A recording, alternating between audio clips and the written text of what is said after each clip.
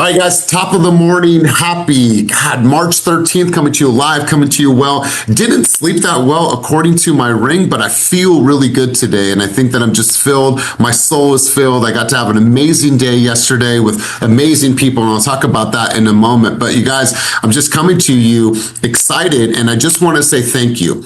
A couple weeks ago, I had asked you guys what you would like to see from coaching and what were some things that we can do to amplify our experience here. Because at the end of the day, this experience is about you guys. And if you continue to show up Monday, Wednesday, and Friday, that shows me that you are getting something that is providing you value. And it's not always from the business side. It could be identity. It could be mindset. It could be psychologically. And also it could be high-level business strategies that are helping you develop. But my hope is that you guys are seeing that when you put your type form in or when you put your submissions in, like, I want you to know humbly, I want to listen to you guys. This group is created for you guys to be able to feel like this is your place, right? This is your place. And listen, there's other type of platforms to go to. There's other masterminds, but I want this to be your place. And so my hope is that you guys have seen that we have made a conscious effort to listen to you guys. And so we're going to get into that in a couple minutes, but I just want to say thank you. Thank you guys for submitting your honest answers and feedback. And secondly, I just want to thank you for always being open to receive, right? Open to receive, for being here, for tuning in. It just means the world to me. So I just wanted to start out with thanks and gratitude for you guys even spending any of your day with me, and sometimes 3 days a week, and then in-person sessions. So I'm just grateful this morning. I'm thankful. I'm in a very, very clear state right now. So per usual, I'm gonna have somebody take us out on the field. This person sets the tone, they set the sentiment, and they share their energy with us. And so I'd be remiss if it wouldn't be Tanisha, because Tanisha, I want to know. Okay, listen. We're all coming to Zumba, okay? You're doing your thing. You're getting your crowd hyped up. Like, what's the sentiment, my friend? How do you get us all pumped up? How do you get us all excited? How do you get us in the moment? And by the way, my friend, saw you last night. Your hair looks great today. Not that it didn't look good last night, but it looks great this morning. So take us out on the field on this beautiful, beautiful, amazing Friday morning. Let's roll. Oh, thank you. Again, I wasn't ready, but it's all good. You know, when you call me out, I just kind of about face and figure it out. So as it relates, happy Friday, everyone. Number one, it's a beautiful weekend. And I think for me, at least, we live in the Bay Area, and we should actually truly, it's a blessing to live here, and we should count our blessing, because to me, the weather, the fact that we have access to mountains, the beach, San Francisco, San Jose, everywhere is truly a blessing, and everything is within driving distance. And I think we should actually sit with this gratitude and take it into the weekend with our clients, our family, and take that same energy. When people start complaining, count your blessings. We could be in a different state, dealing with extreme weather. We could be, I don't know, this weather, our location truly empowers me. And as it relates to Zumba, I actually remind my class that all the time. Thanks for showing up. I know you could be outside at the beach, but you came to Zumba. And we start with all my warm-ups are 10 to 12 minutes. And fun fact, I just submitted a request for April 10th to teach a Zumba class at the office at 11 a.m. Hopefully it gets approved, but I'm going to be pushing that all the way, because I would love to see you all in class. It's already approved. We just have to make sure that there's nothing else booked for that time. Yay! Right, you got my 100% approval on this. Yay! So you'll definitely see the Tiance come out in me, because that is my happy place. All right, and Tiance, I always appreciate your energy, and I wanted to ask you, for the guests on the line today, what can they expect from an environment like this? What can they expect from Keep It Moving? Let's go. The first thing that comes to my mind, because what happens to me is unexpected emotions. When we all share different stories, it unexpectedly hits me in a different way every time. And I love how we all contribute, because I feel like everyone, wherever you are, whatever stage you're at, whatever it is, it's gonna hit somewhere in the heart with someone else. So just like Elias always encourages people to talk, please talk, because I learn is all the time. Every time someone talks, I'm like, oh my God, I went through that. Oh my God, I would love to learn more to that. Yesterday or Wednesday, the speaker was chatting, and that got me to the meeting yesterday. I said, oh no, I got to hear from this girl. But sadly, I took a wrong turn and I was late. But the networking was amazing. All right. Listen, I've never heard it put that way. Unexpected emotions. And I want to go back to this quote. Obviously, I've been sharing this quote lately. It's just been resonating. It's been heavy on my heart, heavy on my mind. And that last part of this, it's in everyone. And as we let our light shine, we unconsciously give other people permission to do the same. As we are liberated from our own fear, our presence automatically liberates others.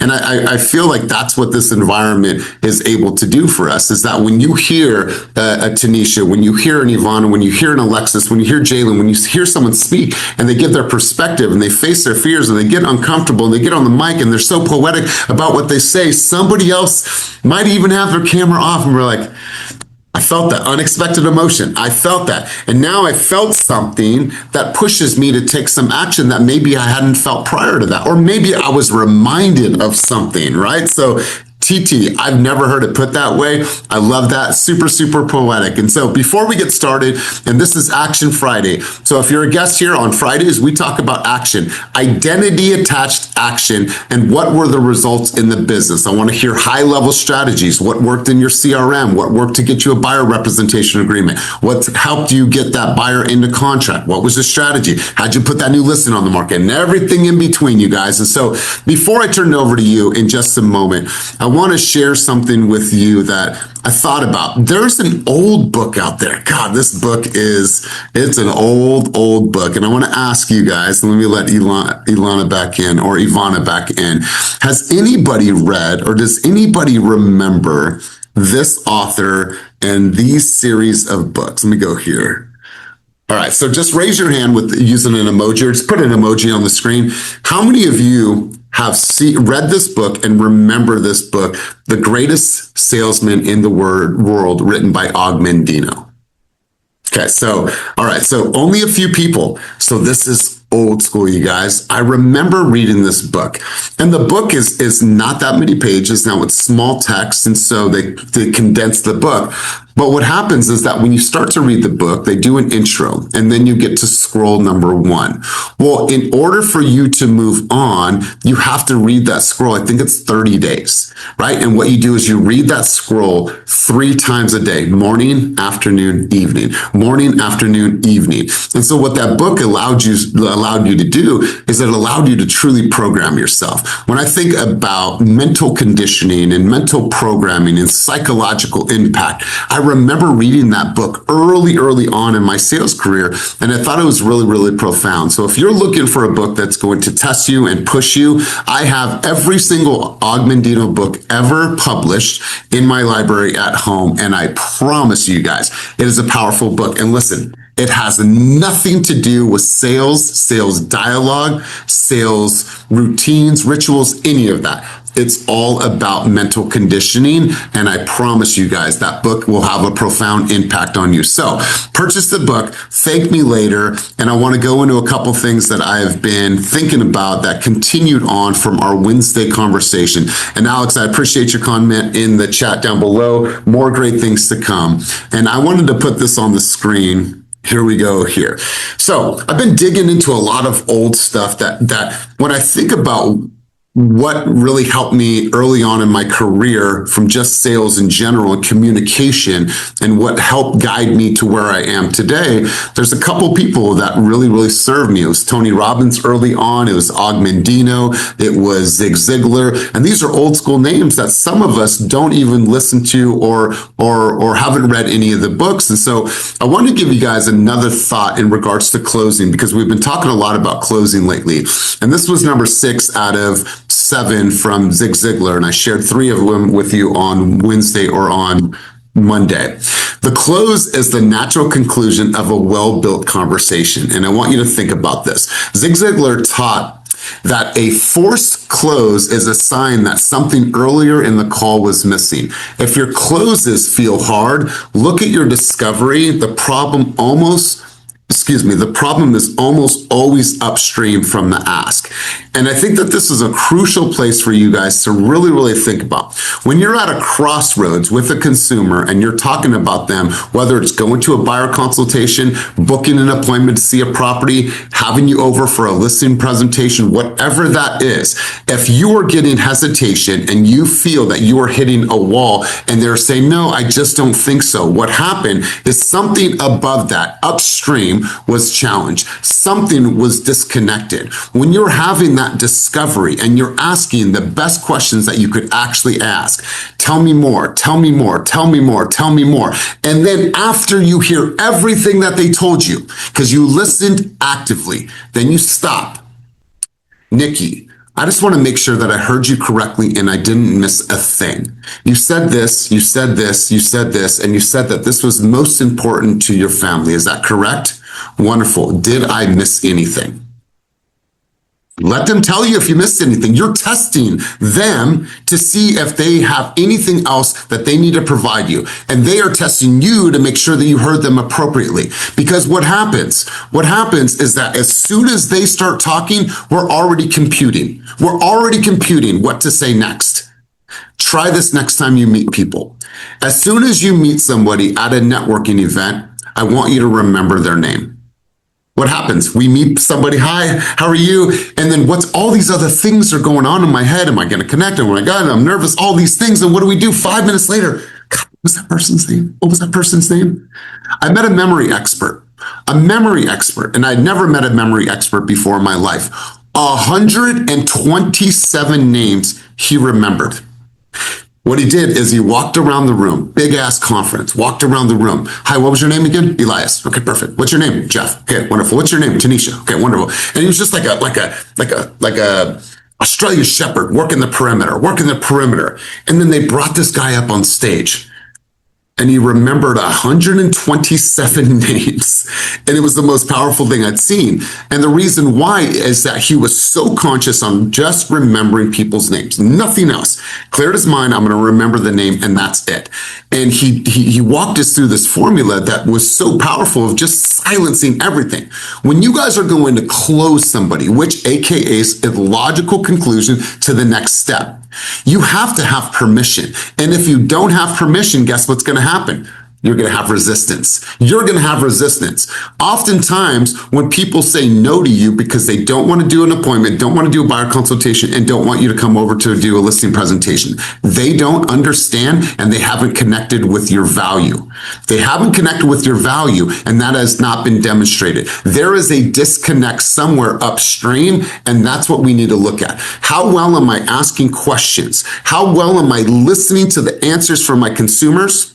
And then when I pause and say, I want to make sure that I didn't miss anything and I heard you correctly. You said this, you had said this, you said this. Did I miss anything, Mr. Buyer? Wonderful. Then that's what will naturally lead you to the next step. If you don't have all of that above, upstream, what will happen is people will resist you. The close should feel natural, right? Based on everything that you've gathered from your consumer, it should feel natural. When it's forced, when it's contrived, and when it's white knuckled, people are always going to say no to you. And so I want you guys to consciously think about these things, good, better, and best. When you're asking the questions, when you're truly, truly diving into what is most important to your consumer, look for this. I want you to look for the third level. The third level is emotional motivation, why people are going to buy or sell or maybe take any type of action whatsoever. And once you are there, stay there. Push those buttons. Because if somebody tells you, no, Alexis, I don't want to do a buyer consultation, then you have to go back and you have to say, how did I frame that? Alexis, is it safe to say that it's important for you and your family to be protected in the largest purchase of your life? Is that important to you, Alexis? Just nod if that is, right? And it's probably also important that you have as much information as you can about the buying process and you feel that you have advocacy. Is that important to you? Wonderful. That's why we do the buyer consultation, right? And so it's just like if I frame you and you've said yes, and you've said yes, and you've said yes, then the logical conclusion, logic means that that's where we're going to go next. But see, if we have disconnected upstream and then we shoot our shot, listen, sometimes it's just not going to happen because they don't feel the value and they don't feel it's important enough to go to the next step. That happens at open houses. That happens on your buyer tours when you're asking for them to go to a buyer's consultation. It happens all the time. If they're disconnected from that value, there was something that happened upstream that said, you know what? It just doesn't feel right. It just doesn't feel right. So I want you guys to consciously think about those things. Before I go any further and get any type of action from you guys on this call today, I want to open up for some feedback, thoughts, and contributions on that vein right now. And please do not be shy. I want to know where your head's at, how you're thinking, and let's kick this thing off. So let's get 3 to 5 people to get involved in the conversation. And I want to make sure that we have an open discussion about this. So Oliver, let's go to you, big dog, first. What do you got for me, my man? Where's your head at? Hi, everyone. So my contribution today is, so I was able to get a new listing a few days ago, and to get that, I really tried to have as much confidence as I could in my voice, way more than I would have normally. So in a way, it was almost acted a little bit, but I tried to make it myself, but it actually worked. What helped is this particular seller is a very nice guy, so it helped me train, if you will. And I was kind of, a bit directive, or like, here's my opinion, here's what we're gonna do next, here's what I propose, here's how I propose we do this. And every single time, he just said, yes, this makes sense. Yeah, this makes sense. Like, I was expecting some resistance. There was zero resistance. Each time I said something slightly assertive, he just said, I agree, that makes sense. That makes a lot of sense. That's it. I got the listing, and my whole marketing plan, he said, yes, yes, yes. So I know this guy is particularly nice, which helps me in the beginning to train that skill, but I guess it was an empowering experience that's going to help me in the future. I absolutely love this. Leadership first. God, I've been saying this over and over and over again. It's not a push.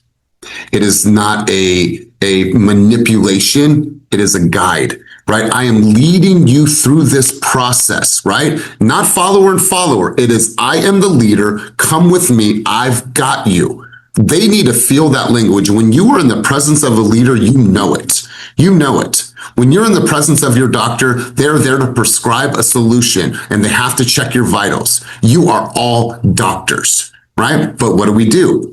Is we shrink, we get small, we use words that do not serve us. And so, Oliver, I really, really appreciate you sharing that, my man. Congratulations. Where's the listing going to be? And what's the price point if you have that information thus far? Yeah, so it's already live. So it's in East Oakland, behind Coliseum. So a top location. But my pitch is most affordable home in the Bay Area because it's a single family home listed at $325. So $325. Wow. Problem, obviously, it's a heavy fixer upper. And the challenge I'm having is, and I know this because I'm experienced with flippers, the price point we are asking is still higher than a flipper will pay for.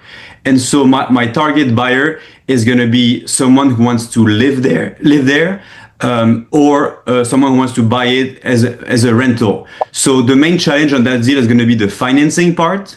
But I'm aware of that, so I have a few avenues to try to make that work. So we'll see. But I mean, there's definitely value there, but location and property not ideal. Well, wonderful. If you can, put some information down in the chat. I'm sure there's someone on the screen that probably has a qualified, interested buyer for your property. So Oliver, really great stuff. I love to see how you've grown and the language. And for just everyone on the screen, can you say Coliseum one more time? Coliseum. Exactly. You guys heard that, right? You guys. Coliseum. How do you say it? I say it the English way. You say it with a French accent. That sounds beautiful. So I appreciate you, Oliver. Thank you for being here. Congratulations. Let's go to Alexis. Melody will be on deck, and then we'll go to Nishant, and then we'll shift gears. Let's go. Yeah, congratulations, Oliver. Really great strategy as well that you have going into this property. So yeah, congrats on your listing. Can't wait to see it go live. My contribution was I have this client that I'm working right now, and what you said kind of resonated with me of just being just a little frustrated because every time I try to have deeper connection or conversation with her, it's hard for me to get a hold of her because of her schedule. And so there's just that kind of disconnect and me being really frustrated. But when she needs me, she asks questions. She's, I'm here for her. I think I just want a deeper connection and really understanding of what her goals are and what our plan is moving forward. And it's been kind of hard bridging that gap. And so it's kind of nice that you reframed it of like, okay, what value can I add in asking these questions and like turning it into so that we have an actionable plan moving forward. So yeah, it was just nice for me to hear. I felt really stuck with her. So yeah, that was just nice. Yeah, and so when you're feeling stuck, I think that it's really important to just have a quick conversation. If you can get her on the phone or send her a text message, listen, I need you and I to secure time for us to talk for about 5 to 10 minutes so I could deeper understand exactly what you need in the buying process, because I want to make sure that I'm serving you and I'm doing my job. Does today or tomorrow work better for you? I just need 10 minutes. Right? You gotta get that time, because what's happening is that you're going to build frustration, and then unspoken expectations lead to premeditated resentment. Last thing we want you to do is resent her and be frustrated with her, because she's probably going through a lot. She probably has a busy schedule. And so you got to just pump the brakes a little bit and literally ask for that time. Ask for that time, my friend, and just be assertive and say, in order for me to best serve you, I got to slow down. I got to best understand where you are. Does today for 10 minutes or tomorrow for 10 minutes work best?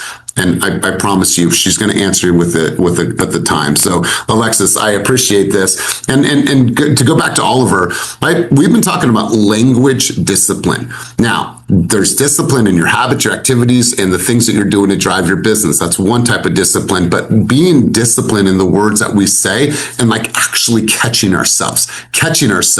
If you can truly get disciplined with your language, my friend, all things change in this business. You're going to get deeper in communication. You're going to close more business. You're going to build closer bonds. That is just the science behind making sure we have clear, defined discipline in our language. So appreciate both of you. Let's go back over to Melody. Melody, you had a hand up. Key thought, contribution on the conversation thus far. Let's roll. Yeah, I just wanted to kind of put in my 2 cents when it comes to questions, because I actually took there's a YouTube video that I watched yesterday, and I called it a masterclass in sales, because that's really for me what it was. And I've been in the business a long time, but I feel like we always need a refresher and you always need to stay sharp. So when it comes to asking leads questions, whether it's on the phone, whether you're cold calling, whether it's a Zillow Connect call, whether it's an open house call, it doesn't matter. When you're just in the process of building rapport with people, and sorry, I'm out of breath because I just like sprinted down my stairs. I was checking on the baby, he was crying. So the best thing that we can do is obviously start asking better questions, right? Get them to start talking about where they're going and what their vision is. But the byproduct of that is selling or making a move, right? But the number one thing that I learned is do not start conversations off with complicated or chaotic questions like motivation, timeline, or financing. That was big for me because I grew up in the world of scripts and ALM and Zillow telling you appointment, motivation, location, and that was big for me. And I couldn't understand why I wasn't connecting with people when I was going about it in this way. And I realized here's the reason why. You don't start conversations off that are chaotic or complicated, right?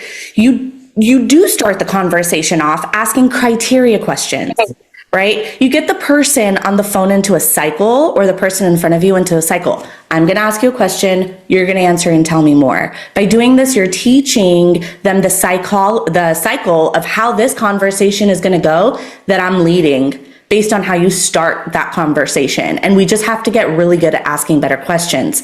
So, the further the conversation progresses, you get more qualified to start asking better questions, right? And so that was my biggest takeaway from this masterclass. I have like a whole page of notes that I can share with you guys. So if you'd like that, I'm more than happy to share it with you.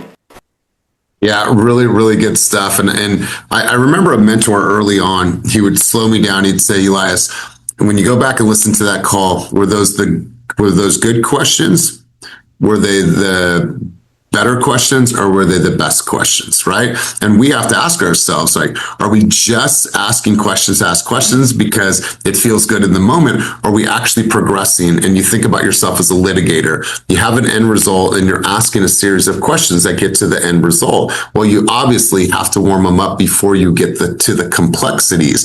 And this is a really, really important process as you guys are digging. It shouldn't feel like an interrogation. Yeah, tell me a little bit more. When you say that, okay, cool. I want to make sure I heard you correctly. I say that a lot. When someone says something, so did I hear you correctly that this is what it actually is? Because sometimes it's not. The way that we process information might be vastly different than the way the person communicating with us processes information. So what Srey tells me, I just have to check in with her. Srey, is that exactly what you meant? Okay, wonderful. And then I'm going to move forward. And so what you're doing in communication early on is you're trying to get micro commitments. Does that make sense to you? Wonderful. Did I hear you correctly? What are they saying? Yes, you heard me correctly. Did I hear this? Yes, I heard that. What you're doing is you're getting micro commitments. So what we do is we condition people to be ready to say, you know what, I'm open to receive. I'm starting to trust you. And yes, then I'm in this mode of saying yes. And so Melody, really, really good example of that. Yeah, and I just wanted to add to that, the framework that every conversation should start with is three things. And it's not finances. It's not motivation. You have not earned the right to ask a stranger about their finances or what their motivation is and their goals and their dreams. Like, no one's going to stand there and feel comfortable enough to talk to you about that. They don't know you. So you start off with things that they're naturally just inputting into the website. Criteria: how many bedrooms, how many bathrooms, what neighborhood do you want to live in, things like that. And then you earn the right to move down the funnel in the conversation, or down the cycle of a sales conversation to motivation and then timeline, and relax, find out what they want first. And then you can figure out really, truly how to help them.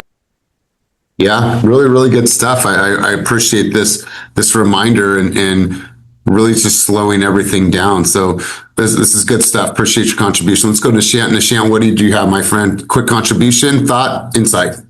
Quick contribution, not giving up, glass half full. So yesterday, one of the leads I was pursuing, called me and told me hey, so it's a complicated deal. He said I haven't made decision that I'm going to pick you. By the end of the month, I'm going to pick you because it's the listing would be complicated. There is a property manager. He's not giving access to the property, and he wants to start marketing before the lease ends. This client is in India, he's international. So I heard him. I took the input. I'm hey, this is what. Because I'm doing things for him, right? I'm hey, I compared your last listing and you said you did some changes in the house. I don't see that. I'm why didn't he do that? So he called me, he was telling me, I heard that, but I'm not giving up. So by the end of the conversation, what he's oh, I'm going to write him an email and this and that. I'm okay, let me help you with that. So I'm not giving up. I'm just helping him as a friend. So I don't know where it ends, but I'm not giving up on this. I'm okay, let me help you as a friend. Let me help you know what you need to say to this guy. Let's work together. And that's where we are. He agreed to that. That's where we are. I love it. Hi, Bubba. Good to see you. You're getting so big with all your hair. That was to Jeff. So before I go actually, I'm going to go to Ilana now, then we'll shift gears. So Ilana, what was your thought and contribution? Good stuff, Nishant. I just wanted to add that one of the things that is probably the biggest thing that I've seen over the 15 years of my career with the questions and the closings is that people talk themselves out of the closings. They ask for the mirroring. Am I understanding what you're saying correctly? And then the person says it. And then the agent starts talking and talks themselves right out of the close. When they give you the yes, keep your mouth shut and just keep going, because you can literally get them to change their mind because you've talked too much. When they agree to everything, move on. every single step you take that they agree takes them to a very natural, there's no other answer but yes. But as realtors, most of us love to talk. And this is, Oliver, where the practice comes in, using your phone to practice saying things until it's so natural you don't even have to think about it. Like, I had a dialogue coach. I don't know her dialogue from what comes out of my mouth, whether it's real estate or otherwise. But knowing it so cold that it's yours, asking those questions and then shutting up can make or break the deal and getting you to the close. So that's my 2 cents. Really, really good stuff, Ilana. You guys, I think about this, and I think about mental conditioning quite a bit. The way that I communicate in my sales process and the way that I communicate in sales, this has been learned many, many years, right? I remember early on in my career how I asked questions and how I developed relationships. It is vastly different than the way it is today. And so people say, oh, well, you're so good with communicating with people. I've just practiced it over and over again. And I've fumbled over my words and I've made tons and tons of mistakes, but it is something that I've consciously trained my conscious mind to do. So now over time, what has happened? My subconscious mind just speaks this way, but I had to condition my mind consciously over and over and over again. That's why I've ridded myself of ums, ahs, so, like, possibly, maybe, if, would you, I don't know. No, that was all conditioning, you guys, and you are not any different than I am. Let's go, Nikki, then we're going to shift gears in the conversation. Let's roll. All right. Happy Friday, everyone. Hallelujah. The conversations that I heard this morning are so true. Being a very chattery agent is not smart. Being too chattery with anything isn't smart.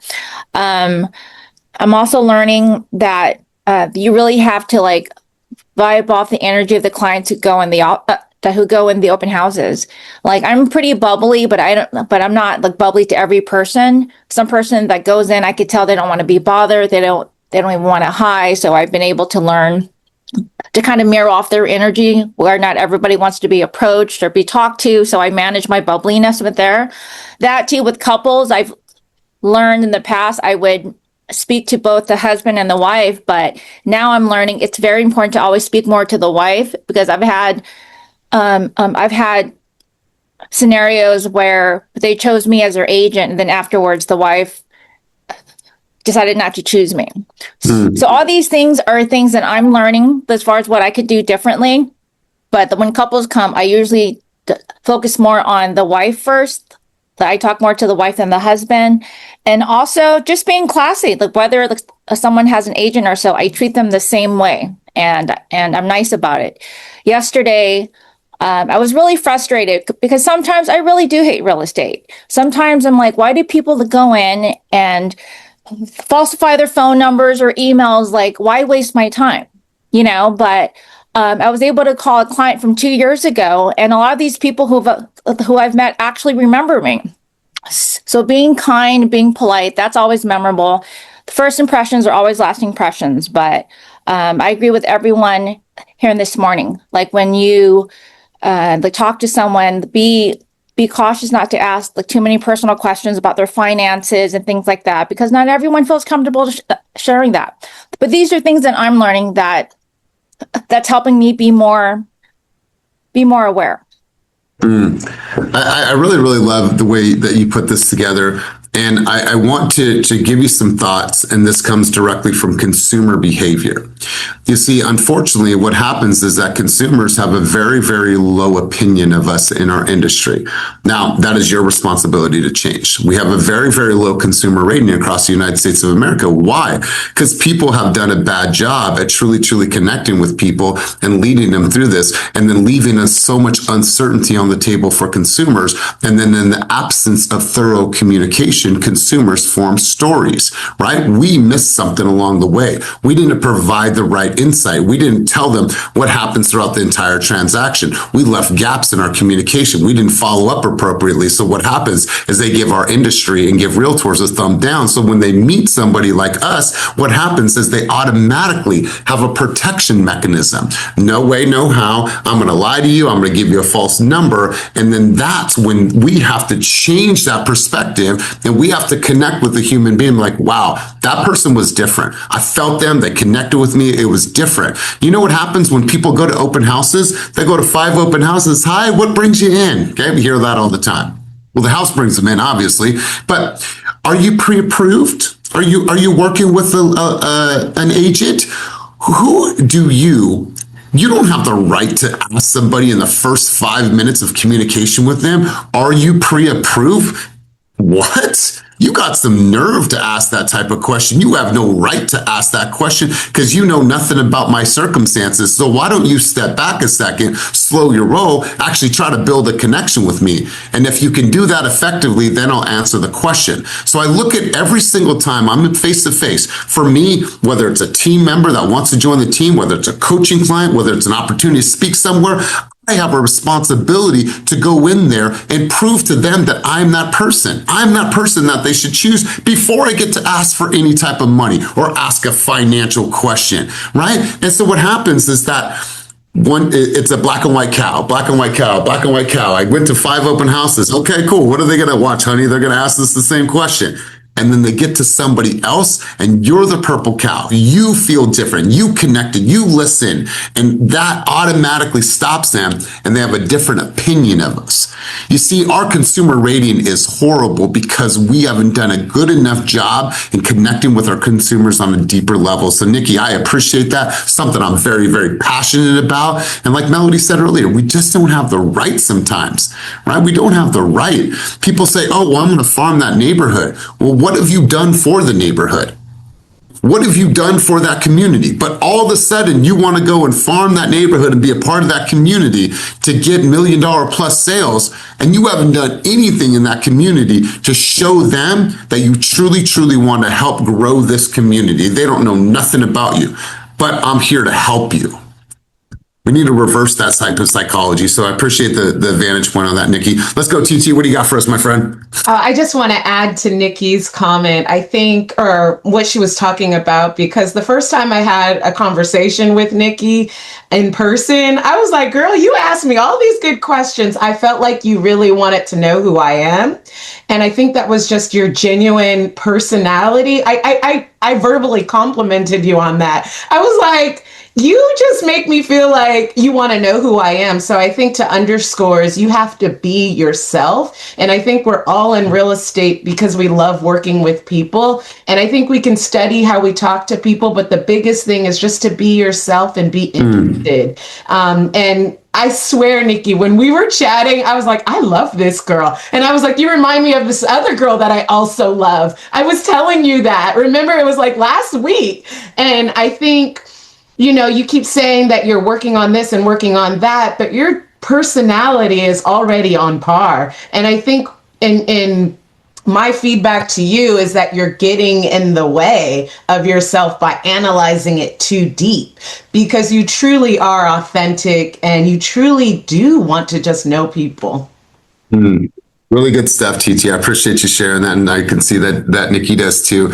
At the end of the day, I can teach you a lot about sales, about dialogue, about communication, but what I can't teach you is I can't teach you to have a great personality. You already have that. That's who you are as a person. Allow that to shine and never conform, right? I believe the moment that we choose to conform in any sales and communication is when we lose our power. We're no longer ourselves. That conformity is something that I would say, just take a piece of paper, write conformity on it, ball it up and throw it as far out the window as humanly possible, right? That is the core focus and intention when I get on any type of call with anybody that's thinking about joining our organization. I've had a recruiting call with almost every single person on this call, right? I was myself. We talked about the team. Tell me a little bit about yourself. I talked about the gospel of our company, and I just kept it real in my way, in my voice. And so before we go any further, I appreciate that sentiment and, you know, that light. TT, I'm glad that you see it and I'm glad that you shared that. Let's do this. I want to get 3 to 5 people involved in the conversation. I want you to share with me the action that you took in your business this week that was rooted in identity. Because when you are looking at your activity and the things that you're actually accomplishing, that means it's rooted to an identity. You are showing up because that's who you are. So I want to know the action you took this week rooted in identity, and what were the positive results in your business? And I want to pause for a second. I need to get 3 to 5 people involved in this conversation. I have 3 up so far. Give me one more, just put a little snake on it. One more, don't be shy. All right, perfect. Actually, let's do this. I have all right, so I want to go with the voices I have not heard from yet. I will get to Oliver, I will get to Nishant, and I will get to Melody. I'm going to start out with Jalen, and we're going to go to Gary Archer. Jalen, activity that you took rooted in identity this week and the results in your business. Let's go. Okay, so I'm always trying to, like, I'm on the younger side, so I still have to find who I am as a person. And I feel like I take steps at college and I take steps when I'm talking to people outside. But I've been trying to grow a community around my Instagram. And so I've been doing a lot of research on whether like what draws people in, what keeps people there, like for you. I think the term they used, it was like a super fan, where they're just coming for you. And I have the notes right here.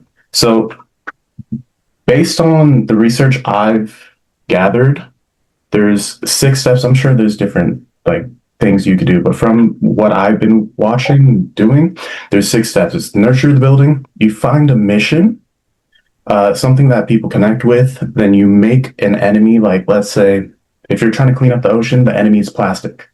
So stuff like that. And then you have a character. And then for the pillars, it would be like awareness, growth, expertise.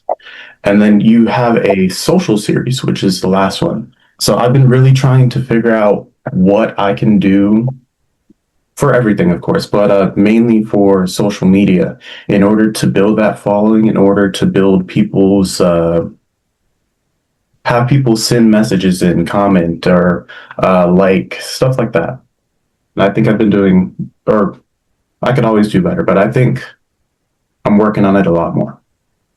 So let me I want to make sure that I heard you correctly, and I know the specific action that you took this week. I want to make sure I don't miss it. Oh, specific action I've been posting more. Once I attended I believe it was last Wednesday, I was able to attend the meeting with the social media where she Mm-hmm. So I've been doing a lot more social media, a lot more, less perfectionist and more just being like myself, being like the raw me. And then I've also been tripling down on the chime ponds and the stuff like that, which looks like it paid off. I've gotten someone, hopefully they stay true and we go somewhere with it, but we just have to follow through.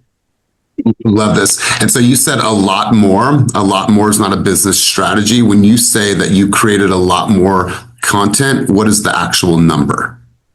So I'm posting every day. Okay.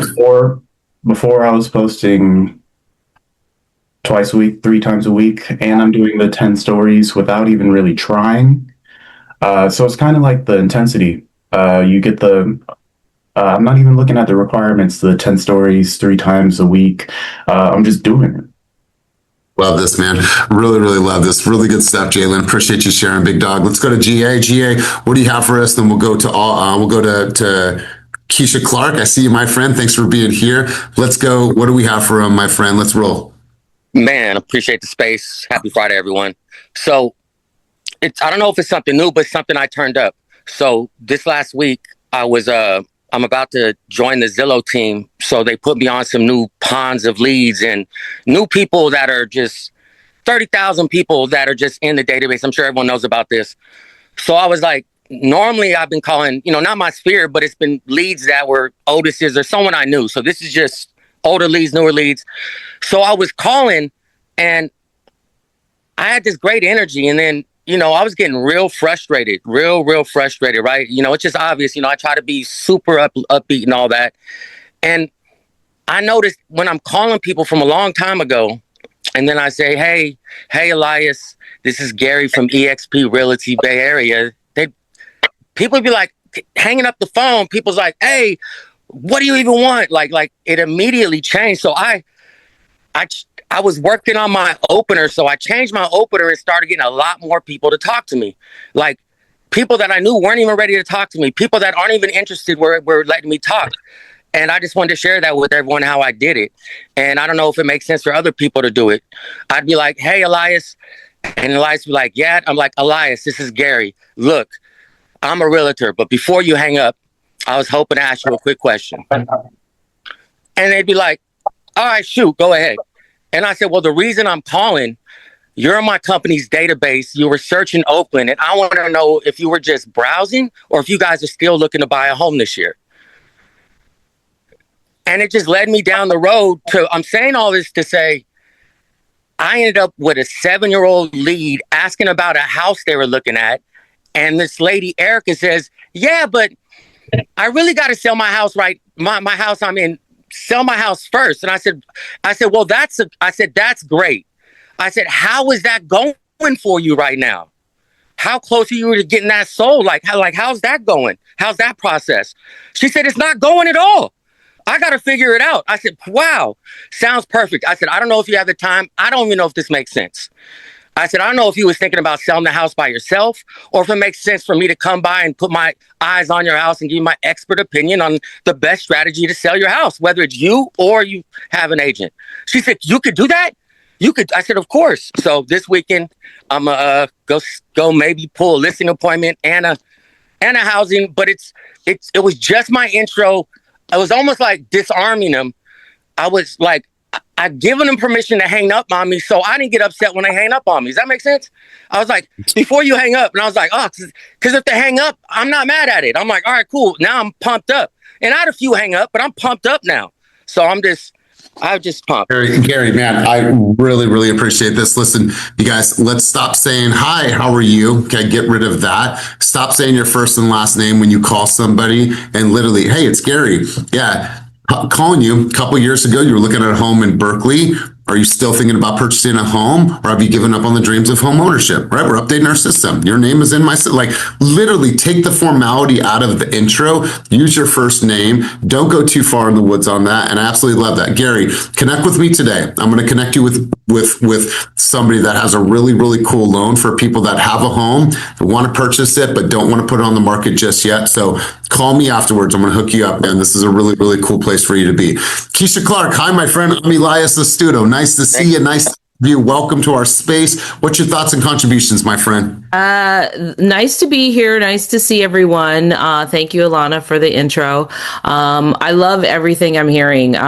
Just a little bit about me, briefly. I'm going on year 7 in the business, and it's an interesting time because I'm no longer a new agent. I've transacted enough to, have the confidence and to, know what I'm doing. But I'm also evolving my identity as an agent. And so something really cool happened I would say in the last couple of weeks. I've been pushing, asking for reviews, asking for Google,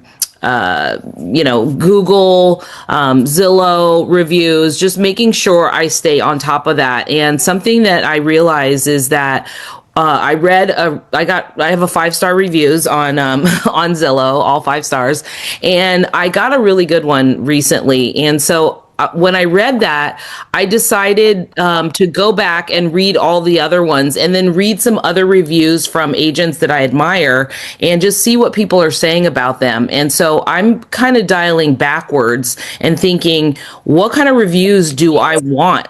What do I want clients saying about me? How do I want the messaging to go out to the world from people that I work with, and going backwards from there? And so I'm rethinking my approach, starting from the review and going backwards. Like, what are the words? What are the pillars? What do I want? How do I want people to think about me as an agent?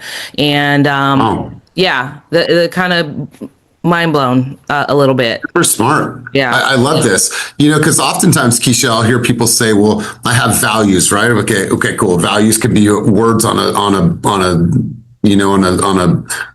board on your wall. It could be written down. I'm like, cool value. But I think it's really important in what you're doing is, how does one experience those values? I want my consumers to experience this value. And if they're not saying that, then I need to do a better job in making sure that they experience that value. We could say, I have this as a value and I can articulate that. But if I read the reviews, because that's what their experience was, did they experience those values? So this is a really cool place for you to be because you analyze and you think in moments, right? When we dissect our whole entire transaction with the consumer from the moment we pick up the phone to the moment that we get keys and then our lifetime with them. If we think in the power of moments, what we're going to find is there's going to be little nuances, opportunities for us to create more clarity, more education, close the gaps on certain things. So my friend, really, really cool place for you to be. And I appreciate you being here. Wonderful contribution, Keisha. And I saw you clocking Gary when he was talking too. I love Gary's energy. We all want to be Gary. That's right. That's right, my friend. Well, thanks for being here. You're welcome anytime. We'll go Melody. We're going to go rapid fire. Melody, Oliver, and Melody, Nishant, and then Oliver. What do you got, my friend?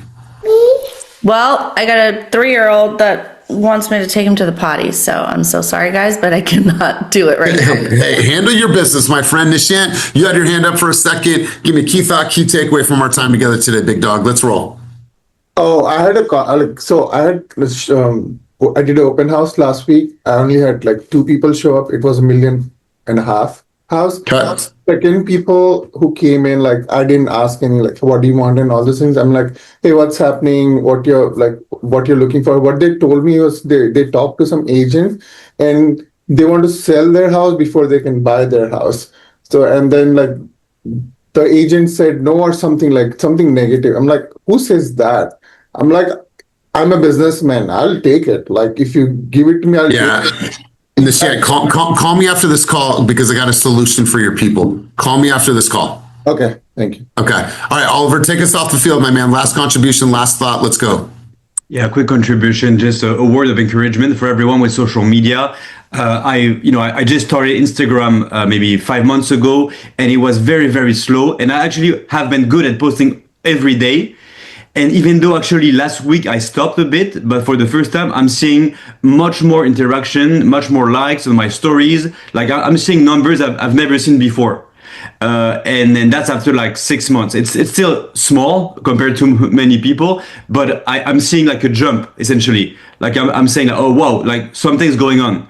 So I just want to say this. I'm excited to keep going, but I want to say this to others who maybe have been starting. It's taking time, but I'm seeing a difference.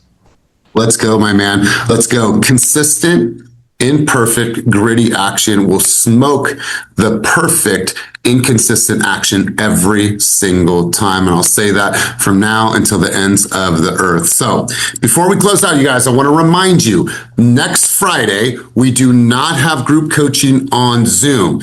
Group coaching will be in person. And we are going to do that. Excuse me, I'm so sorry. I thought next week was the 27th. Disregard that, you guys. We're still doing our coaching. But while I have you, let me just at least plug this one more time. On the 27th of this month, everybody that is on the screen right now is obviously invited.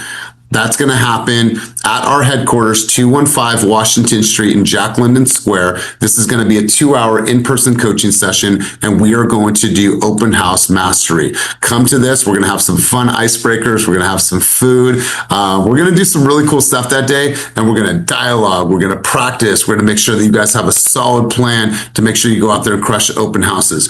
Down below, I put a link to a marketing timeline for open house. It's just a really quick time frame to look, or marketing timeline I want you to look at.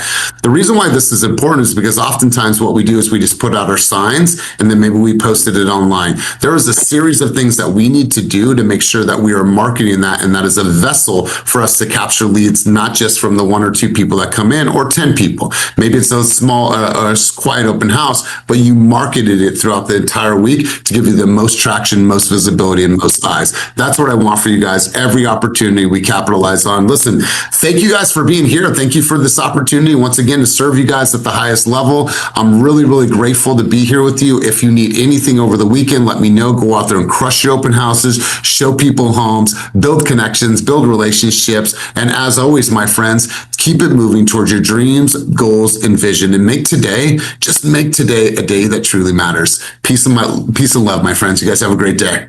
We'll see you soon.